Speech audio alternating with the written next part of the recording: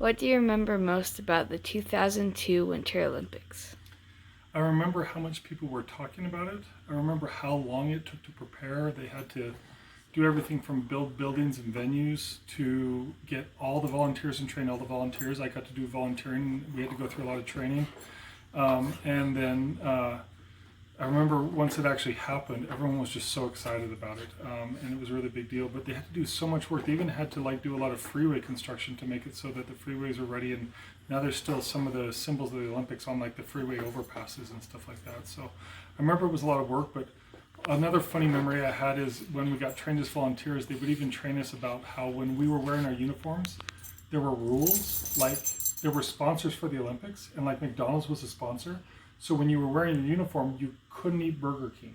You had to eat McDonald's because it supported the sponsors. So it was kind of funny. That's one thing I remember. Were you involved at all, or did you just watch? And if you were involved, what were you involved in? If you watched, what did you watch? So I was a volunteer, and we got the full uniform, and we got some pins and stuff like that. We even got a pin that I could translate, help translate for Spanish. If you had pins, if you could translate certain languages. But I got to help at the Olympic Village, and the Olympic Village was kind of up near the University of Utah. It was up by Fort Douglas, which is an army base, and they had some barracks there. So part of that got converted into Olympic Village, and the Olympic Village is where the athletes stay, where they sleep and eat. So it was fun because I got to hang around and never really talk to them. I mean, you kind of had to respect their space, but got to be around a lot of the athletes, and that was my job, being involved during the Olympics. Were there any sports you were involved in? No, I didn't get involved in any of the sports. I had some friends and some doctors who were physicians at the events and venues. My assignment, everyone just had an assignment. My assignment was at the Olympic Village. What effects do you think that the Olympics Games had on Utah?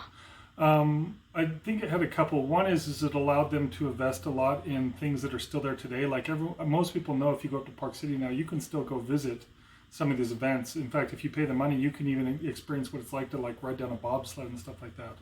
So it allowed them to put a lot of money into the state, and invest in things that we still use today, which was a big deal.